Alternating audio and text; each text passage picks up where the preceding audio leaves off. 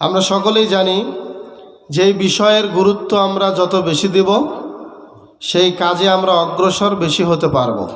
কি বলেন, ঠিক কি না? যেই ইবাদতের গুরুত্ব আমরা বেশি দেব ওই ইবাদত করতেও আমাদের আগ্রহ বেশি হবে। যদি আমরা গুরুত্ব না দেই তাহলে ওই ইবাদতে আমাদের কোনো আগ্রহ বাড়বে না। সেই দিক থেকে লক্ষ্য করে আমরা আগে জানতে হবে আমাদেরকে যে আমরা ধানের গুরুত্ব কতটুকু বুঝি। আজকে দুঃখজনক হলো সত্য, এই এলাকাতে আমরা কি শুধু এই কয়জন 50, 60, 70 বা 100 জন মানুষ বাস করছি, অথচ মেলায় গিয়ে দেখলে দেখা যাবে এর চেয়ে 4 ডবল মানুষ মেলাতে আছে। ভুল বললাম? তাহলে মুসলমানরা মার খাবে না তো খাবে কারা? আমরা আমাদের আয়োজন, আমাদের এই সম্মেলন, এটাকে আমরা সময় না দিয়ে আমরা মেলাতে সময় দিচ্ছি। তাহলে আপনারা বলুন তো, এটা কি আমাদের মুসলমানদের কোনো কাজ? এগুলো মুসলমানের কাজ নয়, এগুলো হচ্ছে শয়তানের কাজ। মনে রাখবেন, দুনিয়াতে 2টা শক্তি, একটা হচ্ছে আল্লাহর শক্তি রব্বানি, আর একটা হলো শয়তানের শক্তি শয়তানি। কখনো এই 2টা শক্তির মাঝে ঝগড়া হয়, বাদাবাদি হয়, কখনো শয়তানের শক্তি পরাজয় হয়, আল্লাহর শক্তি বিজয়ী হয়। আর এই দুনিয়াতে আমরা দেখি অনেক সময় আল্লাহর পথে যারা থাকে তারা পরাজয় হয়, কিন্তু শেষ হাসি কিন্তু মুমিনরাই হাসে। কি বলেন, ঠিক কি না?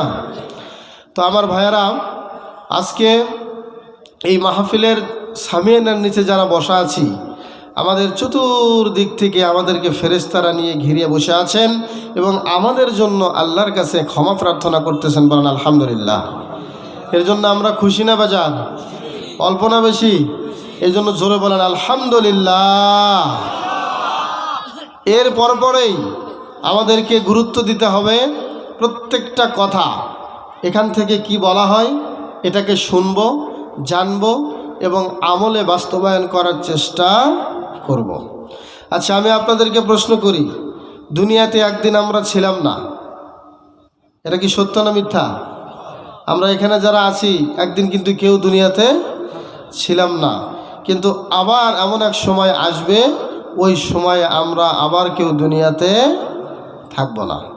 তার মানে হলো এই দুনিয়াতে আমাকে পাঠানোই হয়েছে পরকালে যাওয়ার জন্য। যদি আমাকে পরকালে নিয়ে যাওয়ার জন্য নাই দুনিয়াতে পাঠানো হতো, তাহলে আমাকে দুনিয়াতে আসার আগেই মায়ের পেট থেকেই আল্লাহ আমাকে নিশ্চিহ্ন করে দিতেন। কথা বলেন, ঠিক কিনা? মায়ের পেট থেকে যখন দুনিয়াতে আসছি, তার মানে হলো এই দুনিয়াও আমার একদিন শেষ করে কবরে যেতে হবে।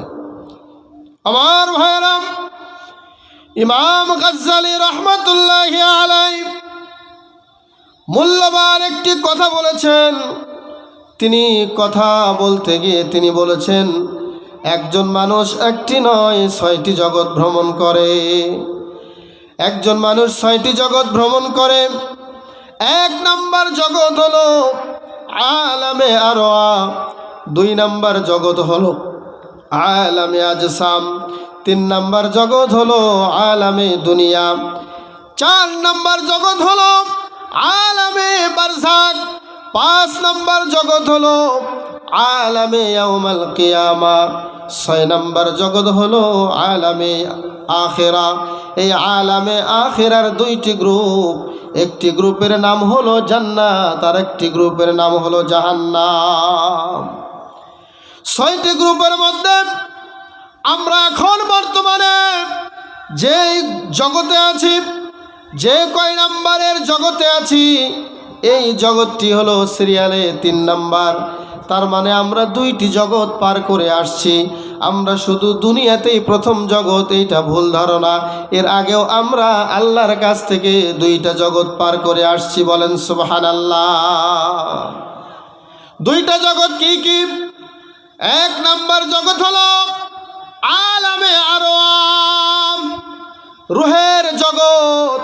রূহের জগৎ থেকে আল্লাহ তাআলা আমাদেরকে মায়ের পেটে পাঠিয়েছিলেন। কি বলেন, ঠিক কিনা? এখানে আমরা যারা আছি কেউ কি মায়ের পেট ছাড়া দুনিয়াতে আসছে নাকি? সবাই মায়ের পেট দিয়ে দুনিয়াতে আসছি।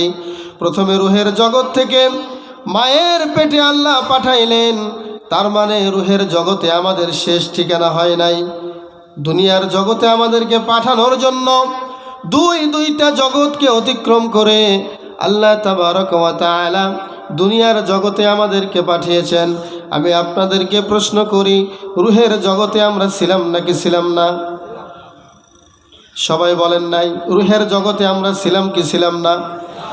মায়ের পেটের জগতে ছিলাম কি ছিলাম না?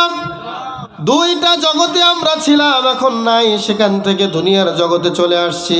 এবার আমি আপনাদেরকে প্রশ্ন করি, যেই জগতে আছেন এই জগৎও একদিন শেষ হবে নাকি হবে না? যাইতে হবে পরপারে, যাইতে হবে পরপারে। মাটির এই দেহ তোমার, মাটির এই অঙ্গ তোমার কবরে মিশাবে। যাইতে হবে পরপারে, যাইতে হবে কবরেতে। ঠিক না বেঠে? এই দুনিয়ার জগতের পরে আরো 3টি জগৎ আছে। এটা হলো 3 নাম্বার জগৎ। এর পরের যে জগতে আমরা যাব ওই জগতের নাম হচ্ছে আলামে বারজাখ, যেটাকে আমরা বাংলাতে বলি কবরের জগৎ। এই কবরের জগতের শেষ হবে, কবরের জগতে সওয়াল জবাব হবে। সওয়াল জবাব হওয়ার পরে এই জগতের পরে আরেকটি জগৎ যাবে, সেটা হচ্ছে আলামে ইয়াউমাল কিয়ামা, কিয়ামতের জগৎ। সেখানে মানুষের হিসাব নিকাশ হবে। এই কিয়ামতের জগতেরও শেষ হয়ে আরেকটি জগৎ আসবে, সেটা হচ্ছে আলামে ইয়াউমাল আখিরা, আখিরাতের জগৎ। ওই আখিরাতে মানুষের 2টি গ্রুপে মানুষ ভাগ হয়ে যাবে, একটা হলো জান্নাত আর একটা হলো জাহান্নাম। আমার ভাইয়ারা, রুহের জগতের শুরু হয়েছিল, শেষও হয়ে গিয়েছে। মায়ের পেটের জগতের শুরু হয়েছিল, শেষও করে আসছি। কি বলেন, ঠিক না বা ঠিক? দুনিয়াতে আসছি, দুনিয়ার জগৎও শেষ হয়ে যাবে। কবরে যাব, কবরের জগৎ শুরু আছে শেষও আছে। কিয়ামতের জগতে যাবেন, শুরু আছে শেষও আছে। আখিরাতের যাবেন, ওই গ্রুপের 2টা গ্রুপ, ওই জগতের 2টা গ্রুপ, একটা হলো জান্নাত আর একটা হলো জাহান্নাম। আমার ভাইয়েরা মনে রাখবেন, জান্নাত জাহান্নামের শুরু আছে কিন্তু শেষ নাই। কথা বুঝাইতে পারলাম? জান্নাত জাহান্নামের শুরু আছে কিন্তু শেষ নাই।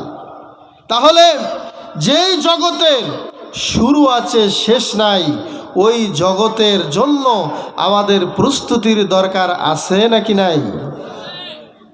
যদি আমরা ওই জগতের জন্য প্রস্তুতি গ্রহণ করতে চাই, যদি আমরা আখিরাতের জান্নাতের জন্য প্রস্তুতি নিতে চাই, তাহলে যতগুলি ইবাদত আছে, যতগুলি আল্লাহর আদেশ আছে, তন্মধ্যে অন্যতম একটা আমল হলো, অন্যতম একটা ইবাদত হলো তার রাস্তায় একমাত্র আল্লাহকে রাজি খুশি করার জন্য আল্লাহর রাস্তায় সম্পদ ব্যয় করা। বলেন সুবহানাল্লাহ। এই দিন এইরকম থাকবে না, দেহ যেমন আছে এমন থাকবে না। আজকে আমার বাবা নাই, আমার মা নাই, কত সম্পদ আমাকে দিয়ে চলে গিয়েছেন কবরে। আহারে কি দুঃখের কথা! এত জীবন মায়ের জন্য, এত জীবন মা আমার জন্য জীবনটা বিসর্জন দিয়ে গিয়েছেন। মা খায় নাই, মা যখন খাবার মুখে নিয়েছিল, বাবা যখন বলেছিল, আমি যখন বলেছিলাম মা এটা আমাকে দেন আমি খাবো, সাথে সাথে মা মুখে না দিয়ে ওটা আমার মুখে দিয়েছে। এভাবে বাবার জীবনেও অনেক চিত্র আছে, অনেক কাহিনী আছে। বাবা মা না খেয়ে জীবনে তাদের সন্তানকে খাওয়াইয়া তিল তিল করে আস্তে আস্তে করে বড় করে, কিন্তু আফসোসের বিষয় ওই বাবা মা কবরে শুয়ে আছে, তার জন্য একটা টাকাও আমরা আল্লাহর রাস্তায় দান করি না। বলেন ঠিক না বা ঠিক? আমার ভাইরা, আল্লাহ রাব্বুল আলামিন সূরাতুল বাকারার আয়াতুল কুরসি একটা আয়াত নাজিল করেছেন।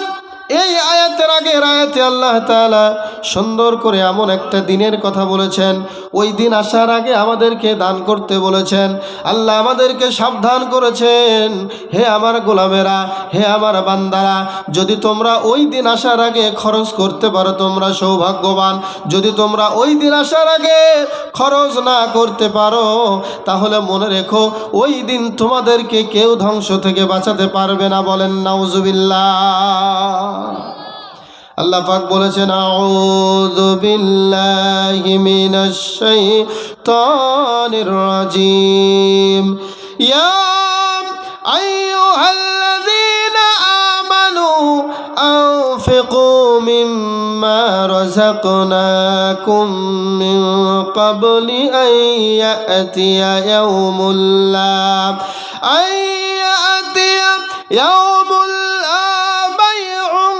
فيه ولا خلة ولا شفاعة والكافرون هم الظالمون। বলেন আল্লাহু আকবার। আল্লাহ রাব্বুল আলামিন বলছেন, শোনো শোনো আমার ইমানদারেরা, ও হে মুমিন বান্দারা শোনো, আনফিকু মিম্মা রাযাকনাকুম, তোমরা সেখান থেকেই খরচ করবে। স্বয়ং আল্লাহ নিজে বলেছেন সেখান থেকে খরচ করো। যেখান থেকেই খরচ করবে ওই জায়গাটার কথা আল্লাহ উল্লেখ করলেন।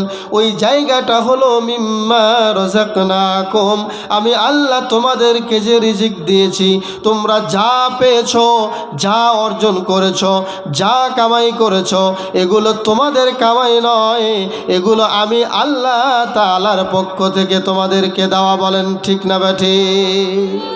যা আছে, যা করতেছি, যা উপার্জন করেছি, এগুলো কার দেওয়া বলেন তো?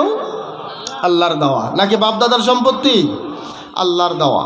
আল্লাহর দেওয়া, আল্লাহর দেওয়া সম্পদ থেকেই আল্লাহ বলেছেন আমি তোমাদেরকে যা দিয়েছি ওই রিজিক থেকে তোমরা খরচ করো। প্রিয় ভাইয়েরা আমার, আপনাকে যদি আপনার বাবা 200 টাকা দেয় তাহলে আপনি কি করবেন? এই 200 টাকা দেওয়ার বাদৌলাতে আপনি এই চেষ্টা করবেন যে আমার বাবা আমাকে 200 টাকা দিল, আমার বাবা যখন মুরব্বি হবে, আমার বাবার যখন হাত খরচ থাকবে না, তখন কিন্তু এই স্মৃতিগুলো আপনার মনে পড়ে যাবে যে আমার বাবা আমাকে খাওয়াতো, আমার বাবা আমাকে দিত, আমার বাবা আমাকে পড়াতো। কি বলেন ঠিক কি না? এই যে কথাটা আল্লাহ বললেন তোমরা খরচ করো, ওই দিন আসার আগেই আমি তোমাদেরকে যা রিজিক দিয়েছি সেখান থেকে তোমরা খরচ করো। ওই দিন আসার আগে কোন দিন? ইয়াউমুল লা বাইউন ফীহি ওয়ালা খুল্লাহ, এমন একটা দিন যেই দিন লা বাইউন ফি, ওই দিনে কোনো বিক্রি চলে না, ওই দিনে কোনো কেনা বেচা হয় না, ওয়ালা খুল্লা, এবং কোনো সুপারিশ চলে না, এবং কোনো ধোঁকাবাজি চলে না, ওয়ালা শাফাআ, কোনো সুপারিশ চলে না, কোনো ধোঁকাবাজি চলে না, কোনো সুদ ঘোষের কোনো লেনদেন চলে না। ওই দিন আসার আগেই তোমরা আমার রাস্তায় খরচ করো। বলেন সুবহানাল্লাহ। আচ্ছা বলুন তো, এই কথা কে বলেছে? এ কথা কি আমার কথা, আমার ব্যক্তিগত কোনো কথা? তাহলে আপনাকে আমাকে কে বানিয়েছেন? আপনার জীবনের মালিক কে? আপনার মৌতের মালিক কে? আপনার রুজির মালিক কে? আপনাকে দেওয়ার মালিক কে? সব সম্পত্তি কেড়ে নেওয়ার মালিক কে? তাহলে ওই আল্লাহ যেহেতু বলেছেন আমি যা দিয়েছি সেখান থেকে তোমরা আমাকে দাও, আমার সন্তুষ্টির জন্য খরচ করো, তাহলে এই কথা যদি আমরা লঙ্ঘন করি তাহলে কি আল্লাহর কথা আমরা মানলাম? আল্লাহর নিয়ামত, আল্লাহর দেওয়া সম্পদ পেয়ে যদি আল্লাহর কথা আমরা ভুলে যাই তাহলে কি আল্লাহ আমাদেরকে দয়া করবেন নাকি গজব দেবেন? গজব দেবেন। আমার ভাইয়েরা, সুন্দর একটা ঘটনা মনে পড়ে গেল। বনি ইসরাইলের 3 জন ব্যক্তি বিশ্বনবী নবী মুহাম্মদুর রাসূলুল্লাহ সাল্লাল্লাহু আলাইহি ওয়াসাল্লাম বলেছেন, ইসলামের দ্বিতীয় খলিফা ওমর বিন খাত্তাবের ছেলে আব্দুল্লাহ বিন ওমর রাদিয়াল্লাহু তাআলা আনহু থেকে বর্ণিত। হাদিসটি সহিহ বুখারী, সহিহ মুসলিমের মধ্যে একসাথে এসেছে এবং মিশকাতুল মাসাবিহের মধ্যে বাবুল বিররি ওয়াস সিলা এই অধ্যায়ের মধ্যে হাদিসটি এসেছে। আব্দুল্লাহ ইবনে ওমর বলেন, একদা 3 জন ব্যক্তি তারা রাস্তা দিয়ে চলছিল, ফাখাযাহুমুল মাতার, তাদেরকে বৃষ্টি ধরে বসলো। তারা তিনজন মিলে একসাথে একটা পাহাড়ের গর্তে গিয়ে লুকালো। যখনই গর্তে ঢুকলো, সাথে সাথে পাহাড় থেকে একটি পাথর এসে গর্তের মুখটা বন্ধ করে দিল। ঘটনা হয়তো বা অনেকেই জানেন, আমি এখান থেকে শিক্ষাটা টেনে বের করার চেষ্টা করব। আমার ভাইয়েরা মনে রাখবেন, যদি কোনো নেক আমল আপনার না থাকে, যদি কোনো দানের মতো কোনো বিরাট আমল আপনার না থাকে, হয়তোবা এমন বিপদে পড়ে যাবেন, ওই বিপদ থেকে উদ্ধার হওয়ার কোনো পথ আপনি খুঁজে পাবেন না। কিন্তু যদি আপনার সালাত ঠিক থাকে, যদি আপনার দান ঠিক থাকে, যদি আপনার ইবাদত ঠিক থাকে, তাহলে মনে রাখবেন এই ইবাদত বা আমলের বাদৌলাতে ওই রকম বিপদ থেকে আল্লাহ আপনাকে উদ্ধার করবেন। বলেন সুবহানাল্লাহ। তুমি আমার খালেক রাজেক, হর বিপদে তুমি ঠাই, তাই তো আমার ভাবনা কিছুই নাই আল্লাহ, তাই তো আমার ভাবনা কিছুই নাই। আমাদের সকল বিপদ থেকে উদ্ধার করার মালিককে একমাত্র আল্লাহ আমাদেরকে উদ্ধার করতে পারেন। বলেন ঠিক না বা ঠিক? এমন বিপদে পড়েছি, হয়তো বা এই বিপদ থেকে উদ্ধার করার মতো এমন কোনো ব্যক্তি আমার ডানে বামে নাই, এমন কোনো ব্যক্তিও আমাকে সাহায্য করতে আসবে কোনো লোকের কোনো সন্ধানও নাই। আমার কাছে মোবাইল ছিল, মোবাইলে ব্যালেন্স নাই, হয়তোবা আমার সাথে দুইজন লোক ছিল, তারাও হয়তোবা এখন কাছে নাই। আমি এমন একটা জায়গায় পড়ে গেলাম, এমন একটা মুহূর্তে আমি এখন দাঁড়িয়ে আছি, কেউ আমাকে সাহায্য করতে পারবে না। কিন্তু আপনার আমল যদি থাকে দান, আপনার আমল যদি থাকে সালাত, আপনার আমল যদি থাকে সিয়াম, এমন কিছু ইবাদতের বাদৌলাতে ওই আরশ আজিম থেকে স্বয়ং আল্লাহ তাআলা তার রহমত দিয়ে আপনাকে বিপদ থেকে রক্ষা করতে পারেন। কথা বলেন ঠিক কিনা? ঠিক ওই রকম ঘটনা ওমর বিন খাত্তাবের ছেলে আব্দুল্লাহ, তিনি বলছেন, তিনজন ব্যক্তি রাস্তা দিয়ে হাঁটতেছিলেন, হঠাৎ করে বৃষ্টি চলে আসলো। বৃষ্টি আসলে আমরা কোথায় যাই?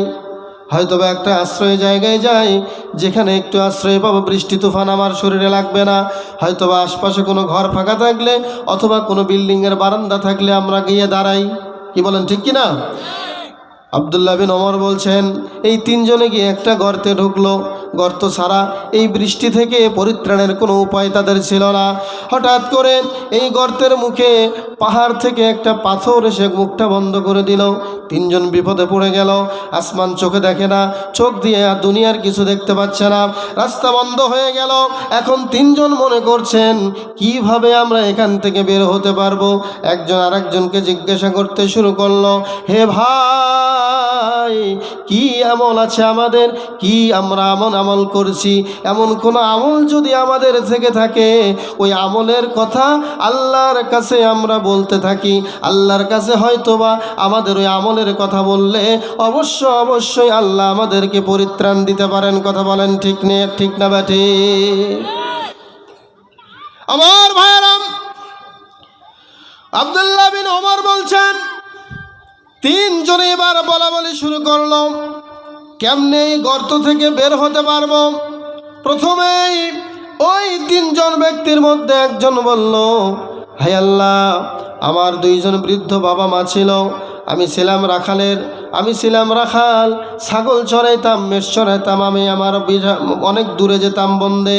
যখন আমি মাঠ থেকে ফিরতাম গভীর রাত হয়ে যেত, যখনই আমি বাড়িতে ফিরতাম তখনই আমি আমার ছাগলের দুধ দহন করতাম।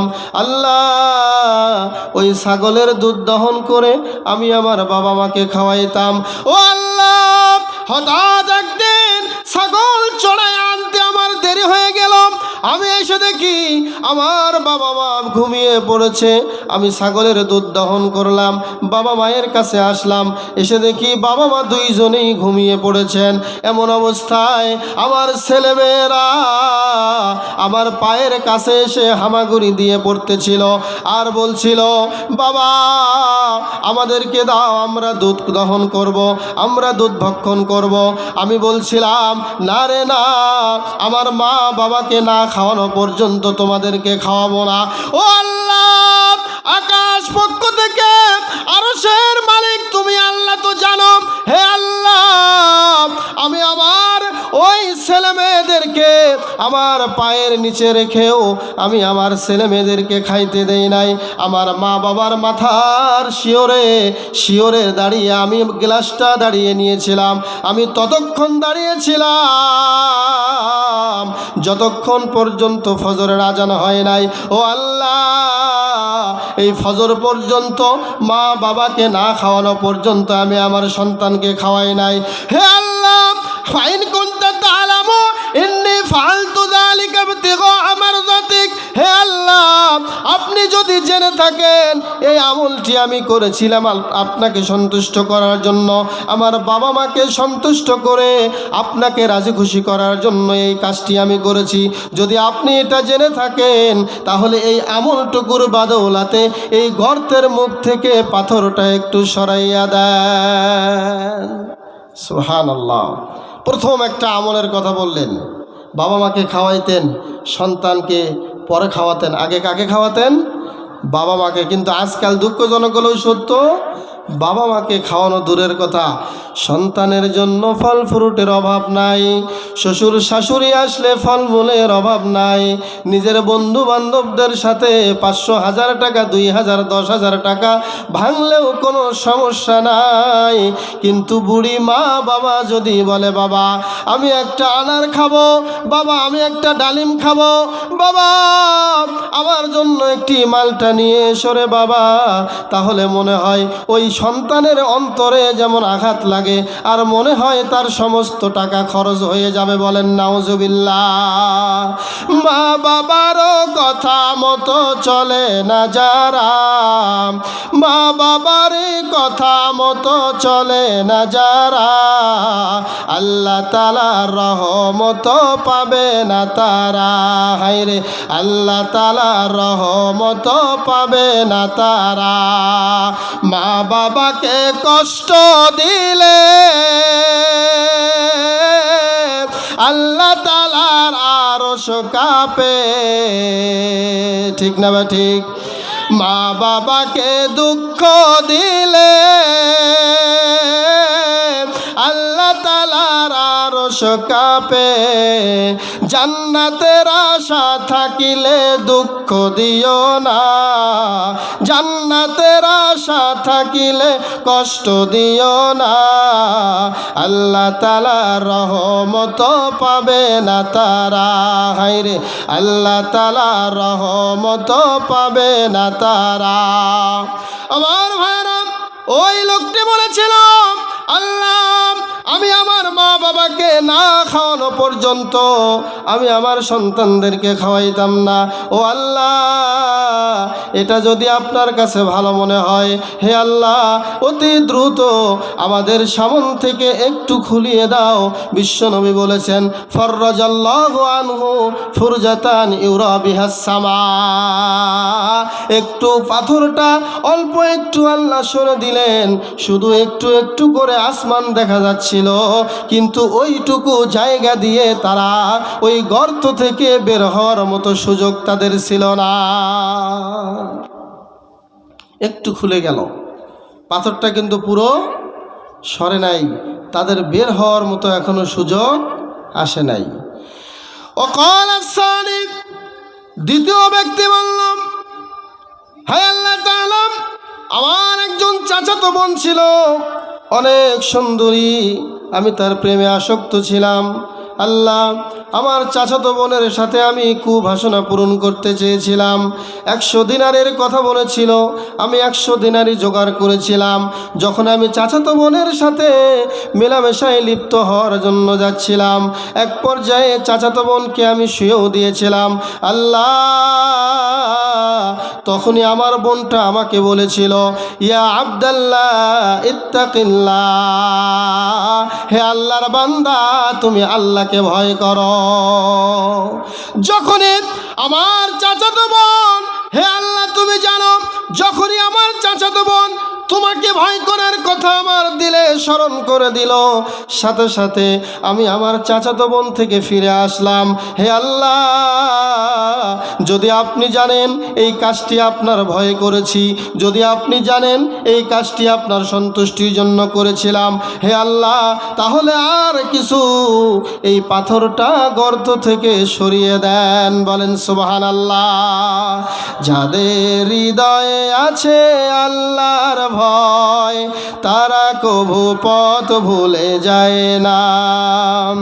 আল্লাহর প্রেম ছাড়া এই দুনিয়ায় কারো কাছে কোনো কিছু চায় না। কি বলেন, ঠিক কিনা? রাতের আধারে যারা সেজদাতে রয়, দু চোখের শ্রুতে নদী যেন বয়। ছলনার হাত ছানি যতই আসুক, ছলনার হাত ছানি যতই আসুক, পেছনে ফিরেও তাকায় না। যাদের হৃদয়ে আছে আল্লাহর ভয়, তারা কভু পথ ভুলে যায় না। লিল্লাহে তাকবীর। আমার ভাইরা, ওই ছেলেটি বলেছিল, হায় আল্লাহ তাআলা, আমার যদি এই কাজটি আমি আপনার জন্য করে থাকি, তাহলে পাথরটা আর একটু সরে দেন। বিশ্বনবী বললেন, পাথরটা আর একটু সরে গেল, কিন্তু এখনো তিনজন গর্ত থেকে বের হওয়ার সুযোগ হয় না। তৃতীয় ব্যক্তি এবার বলল, হে আল্লাহ তাআলা, আমি একজন দিনমজুর নিয়েছিলাম। দিনের কাজ শেষ হওয়ার পরে আমি তার কাছে তার পাওনা দিয়ে গেলাম, সে পাওনা নিল না। পাওনা না নেওয়ার বাদৌলাতে ওটা আমি রেখে দিলাম। তার এই একদিনের দিন মজুরির টাকা দিয়ে আমি অনেক গরুর পাল লাগায় ফেললাম। অনেক গরুর পাল হয়ে গেল, বিশাল ছাগলের পাল হয়ে গেল। হে আল্লাহ, আপনি তো জানেন, আপনি তো দেখেছেন, শুনেছেন। হঠাৎ করে একদিন ওই দিন মজুর আমার বাড়িতে চলে আসলো। অনেক দিন পরে, অনেক বছর পরে তখন ওই দিন মজুর আমার বাড়িতে আসলো, এসে বলল, আপনি আমার দিন মজুর দিন, আপনি আমার দিনের যে মজুরি ছিল এটা আমাকে এখন দিয়ে দিবেন। তখনই আমি বলেছিলাম, ওই যে তোমার দিন মজুরের টাকা দিয়ে দেখো আমি আজকে গরুর পাল বানিয়েছি, অনেক পাল হয়েছে, ছাগলের পাল হয়েছে। হে আগন্তুক ভাই, তুমি ওখান থেকে সবগুলো গরুর পাল তুমি নিয়ে যেতে পারো, আমার কোনো সমস্যা নাই। বলেন সুবহানাল্লাহ। এই লোককে আল্লাহকে বলছেন, আল্লাহ, যদি আপনি জানেন আমি আমার দিন মজুরের টাকাটা চুরি করতে পারতাম, গোপন করলেও করতে পারতাম, আমি তাকে এই সম্পদ না দিলেও আমি বাঁচতে পারতাম, কিন্তু আল্লাহ, আমি তো এটা গোপনও করি নাই, আমি তো এটা লুকেও রাখি নাই। আল্লাহ, আমি এটা কি করেছি, সম্পদ বাড়াইয়া আমি তার এটা পাল আমি আরো বৃদ্ধি করেছি। আল্লাহ, এই যে তাকে সম্পদ দিয়ে দিলাম, আপনি যদি জানেন আমি এটা আপনার সন্তুষ্টির জন্য করেছি, তাহলে আপনি এই গর্তর মুখ থেকে পাথরটা হুবহু সরায়া দেন। বলেন সুবহানাল্লাহ। আমার ভাইরা, বিশ্বনবী বলেছেন, এই পাথরটা এবার পুরোটাই সরে গেল, তিনজন গর্ত থেকে বের হয়ে গেল। আমার ভাইয়ারা, আমি আপনাদেরকে প্রশ্ন করি, ওই যে বাবা মার সেবা করেছিল, ওই যে নিজের চাচাতো বোন থেকে ফিরে আসলো, আর ওই যে একজন দিন মজুরের কিছু টাকা দিয়ে সেটা আবার পরে ফেরত দিল, আমি আপনাদেরকে বলতে চাই, এই তিনটি আমল দিয়ে তারা যে গর্ত থেকে মুক্তি পাবে, এইটা তারা কোনোদিন কল্পনা করেছিল নাকি? যেদিন ওই ছেলে হয়ে বাবাকে মাকে এমনভাবে খাইয়েছিল, ওই কথায় ওই চিন্তায় তিনি খাওয়ান নাই যে আমি একদিন গর্তের মধ্যে পড়ে যাব, ওই দিন আল্লাহ আমাকে বাঁচাবেন, এই জন্য আমলটা দরকার। এটাকে আগে জানতো নাকি? জানতো না। ওই যুবকও জানতো না এই আমলটার কারণে আজকে আমি গর্ত থেকে মুক্তি পাব। ওই ব্যক্তিও জানতো না একজন দিন মজুরের টাকা ফেরত দেওয়ার কারণে আজকে আমি এখান থেকে মুক্তি পাব। এই ঘটনা থেকে আমি যেই মেসেজটুকু আপনাদেরকে দিতে যাচ্ছিলাম সেটি হলো, এমন কোনো দান, 1 টাকা বলেন, 10 টাকা বলেন, 20 টাকা বলেন, এই দান আপনি ছোট চোখে দেখার কোনো সুযোগ নাই। 1 টাকা হলেও এই 1 টাকার দান একটা উহুদ পাহাড়ের সমান আল্লাহ করতে পারেন নাকি পারেন না? হয়তোবা আপনার কোনো আমলের ত্রুটি ছিল, আপনার কোনো ইবাদতের কমতি ছিল, কিন্তু আল্লাহ তাআলা এই অল্প দানের উসিলায় এমন একটা জায়গায় নিয়ে যাবেন যেদিন আল্লাহ তাআলা কিয়ামতের মাঠে কোনো বান্দা আরশের ছায়া ছাড়া কোনো ছায়া থাকবে না। ওই দিন ওই 7 শ্রেণীর মধ্যে এক শ্রেণী হলো ওয়ারাজুলুন তাসাদ্দাকা বিসাদাকা ফাখফাহা হাত্তা লা তা'লামা শিমালুহু মা তুনফিকু ইয়ামিনু। আল্লাহর নবী বলেছেন যেদিন আরশের ছায়া ছাড়া কোনো ছায়া থাকবে না, ওই দিন আল্লাহ তাআলা যারা ডান হাতে দান করে বাম হাতে তাদের জানে না, এই ব্যক্তিকেও আল্লাহ আরশের নিচে ছায়া দিবেন। বলেন সুবহানাল্লাহ। প্রিয় ভাইয়ারা আমার, এই যে দান, এই দান করাটা এতক্ষণ যে আমি আপনাদের সামনে বললাম, বলুন তো দানের গুরুত্ব কম না বেশি? সবাই বলেন নাই, দানের গুরুত্ব কম না বেশি? বিশ্বনবী বলেছেন আস-সালাতু নূরুন আস-সাদাকাতু বুরহান। সহিহ বুখারীর বর্ণনা, সালাত হচ্ছে আলো, দান হচ্ছে দলিল। আপনার যদি দান থাকে তাহলে আল্লাহর সামনে দলিল দেখাইলে সরাসরি আল্লাহ তাআলা আপনাকে জান্নাত দিয়ে দিবেন। বলেন সুবহানাল্লাহ। আমার ভাইরা, বিশ্বনবী বলেছেন লিল জান্নাতি আবওয়াব, জান্নাতের অনেকগুলো দরজা আছে। ফামান কানা মিন আহলিস সালাহ দুইয়া মিন বাবিস সালাহ ওয়া মান কানা মিন আহলিস সাদাকা দুইয়া মিন বাবিস সাদাকা। বিশ্বনবী বলেছেন, সহিহ বুখারীর বর্ণনা, জান্নাতের অনেকগুলো দরজা আছে। যে ব্যক্তি নামাজি হবে তাকে নামাজের দরজা দিয়ে ডাকা হবে, আর যে ব্যক্তি দানবীর হবে তাকে দানবীরের দানের দরজা দিয়ে আল্লাহ তাকে ডাকবেন। বলেন সুবহানাল্লাহ। আমার ভাইয়েরা, দানের যে এত গুরুত্ব আছে, বিশ্বনবী বলেছেন ইন্নাস সাদাকাতা লা তুতফিউ হাররাল কবুর। যখনই কোনো মাইয়াত ব্যক্তির পক্ষ থেকে, এটাও সহিহ বুখারীর বর্ণনা, বাবু সাদাকা বাবু ফাদলের সাদাকার মধ্যে হাদিসটি ইমাম বুখারী রাহিমাহুল্লাহ নিয়ে এসেছেন। তিনি এখানে বোঝাতে চেয়েছেন দানের এত ফজিলত, দানের এত গুরুত্ব।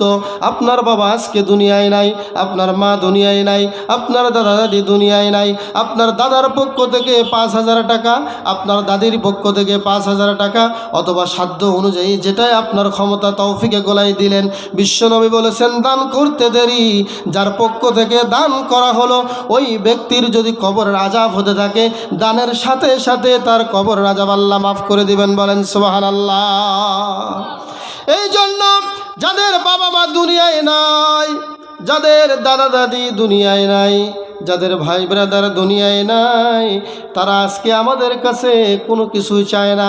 তারা চায় তাদের জন্য আমরা কি দোয়া করি, তারা চায় তাদের জন্য আমরা কি দান করি। কথা বলেন ঠিক না বা ঠিক?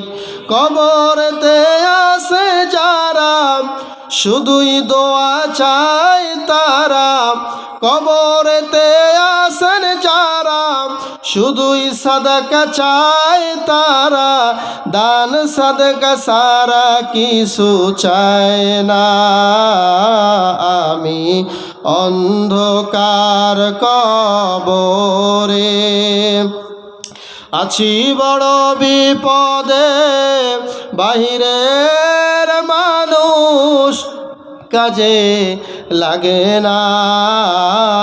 আমি অন্ধকার কবরে।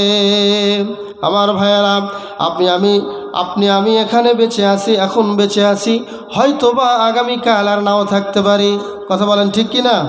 এখন শয়তান আমাকে খোঁচাচ্ছে, শয়তান আমাকে ঘুতাচ্ছে, বলছে খবরদার দান করিস না, দান করিস না। এখন 200 টাকা আছে, 100 টাকা দিলে 100 টাকা শেষ। এটা কার কথা বলেন তো? শয়তানের কথা। শয়তান কিন্তু দান করতে বলে না, শয়তান বলে দান করলেই তুই ফকির হয়ে যাবি, সম্পদ কমে যাবে। এটা শয়তানের কথা। এটা কার কথা বলেন তো?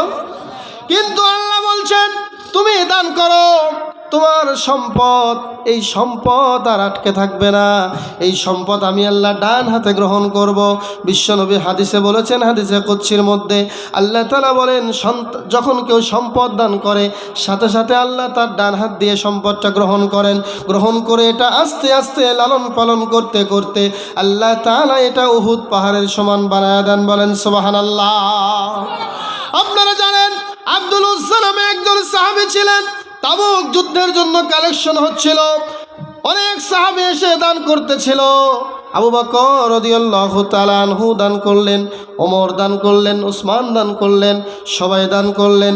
কিন্তু আব্দুল উজ্জা, যাকে আল্লাহর নবী আব্দুল্লাহ নাম উপাধি দিয়েছিলেন, তিনি বলছেন পরবর্তীতে এসে, ইয়া রাসূলুল্লাহ, ইয়া হাবিবাল্লাহ, সবাই তো কত সম্পদ দান করলো, আমি তো কিছুই দান করতে পারলাম না।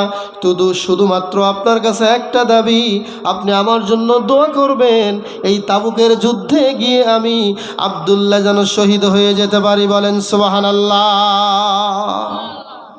মরতেই হবে যখন,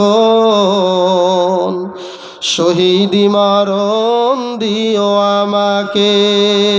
বলুন আমিন। এই সাহাবীর কথা শুনবার পরে বিশ্বনবী বললেন, হে আব্দুল্লাহ, তুমি যদি এখন বিছানায় শুয়েও মারা যাও, বিছানায় শুয়েও মারা গেলেও আল্লাহ তাআলার কাছে তুমি শহীদি মর্যাদা পাবে। বলেন সুবহানাল্লাহ। এই জন্য বিশ্বনবী বলেছেন, মাম্মাতা ওয়ালাম ইয়াগজু ওয়ালাম ইউহাদ্দিস বিহি নাফসুহু মাতা আলা শুবাতিন মিনান নিফাক। যে ব্যক্তি মারা গেল, জিহাদ করলো না অথবা জিহাদের তামান্নাও মনে নিল না, এই ব্যক্তি যদি মারা যায় সে মুনাফিকি হালতে মারা যাবে। বলেন নাউজুবিল্লাহ। আমার ভাইরা, এই আব্দুল্লাহ যখন দান করতে পারলেন না, কিছুদিন পরে সংবাদ আসলো তাবুকের যুদ্ধে আব্দুল্লাহ মারা গিয়েছেন। বিশ্বনবী আব্দুল্লাহর লাশটা নিয়ে আসতে বললেন এবং দুইজন কবরে নামলো। যেই দুইজন নামলো, দুইজনের মধ্যে একজন ছিলেন সাইয়্যিদুনা আবু বকর সিদ্দিক রাদিয়াল্লাহু তাআলা আনহু। বলেন আল্লাহু আকবার। আরেকজন নেমেছিল ওমর বিন খাত্তাব রাদিয়াল্লাহু তাআলা আনহু। দুইজন যখন আব্দুল্লাহর লাশটা কবরে নামাচ্ছিলেন, তখন বিশ্বনবী বারবার বলছিলেন, তোমরা আব্দুল্লাহকে আস্তে করে নামাও, আব্দুল্লাহকে যত্ন করে নামাও, খবরদার খবরদার আমার সাহাবী আব্দুল্লাহর সাথে তোমরা বেয়াদবি করো না। সুবহানাল্লাহ। লাশটা যখন রাখা হলো, দাফন সম্পূর্ণ হয়ে গেল, বিশ্বনবী এবার একা একা দুহাত তুললেন আল্লাহর কাছে। আল্লাহর কাছে হাত তুলে বললেন, আল্লাহ, আমি আপনার গোলাম, আমি আপনার রসুল, আমি আপনার নবী। আপনার পক্ষ থেকে আমি নবী হয়ে বলছি, আমি আব্দুল্লাহর উপরে আজকে সকাল থেকে সন্ধ্যা পর্যন্ত রাজি ছিলাম, খুশি ছিলাম। ও আল্লাহ, আপনিও আব্দুল্লাহর উপরে খুশি হয়ে যান। সুবহানাল্লাহ। ওই সময় ওমর বিন খাত্তাব বুকে থাপড়াচ্ছিলেন আর বলছিলেন, হায় আফসোস, আজকে এই লাশটা যদি আব্দুল্লাহর না হয়ে আমি ওমরের লাশ হতো, আমার কপালটা খুলে যেত। বলেন সুবহানাল্লাহ। ভাইয়েরা আমার, এমন একজন সাহাবী, একটা টাকা ছিল না, কিন্তু দান করার আগ্রহের কারণে এমন মর্যাদায় পৌঁছে গিয়েছে, স্বয়ং আল্লাহর নবী তার জন্য জান্নাতের জান্নাতের ঘোষণা দিয়েছেন। বলেন সুবহানাল্লাহ। প্রিয় ভাইয়েরা আমার, অনেক আলোচনা করলে করা যাবে, আমি একটু দেখতে চাই এই জান্নাতের আকাঙ্ক্ষার জন্য আমাদের দানের হাত কার কত বড় আছে। কি বলেন, ঠিক কিনা? এই জান্নাতের জন্য এবং এই ইবাদত, এটা একটা ইবাদত, দান করাটাও একটা কি বলেন তো ইবাদত। এই ইবাদতটার জন্য আপনাদেরকে আগায় আসতে হবে। মসজিদ আল্লাহর ঘর, মাদ্রাসা নবীর ঘর, মসজিদ মাদ্রাসা এতিমখানা, এগুলো কিন্তু জনগণের টাকা দিয়েই চলে, আল্লাহ এগুলো চালান। কথা বলেন, ঠিক কিনা? আলহামদুলিল্লাহ, আপনাদের আজকের এই মাহফিলের সম্মানিত সভাপতি আলহাজ জনাব মোহাম্মদ নজরুল ইসলাম সাহেব, chairman NNCNG filling station Madhabdi, ওনার দানের বাদৌলাতে আজকে সেখানে মসজিদ হয়েছে। হয় নাই? জায়গা উনি দেন নাই, দিয়েছেন।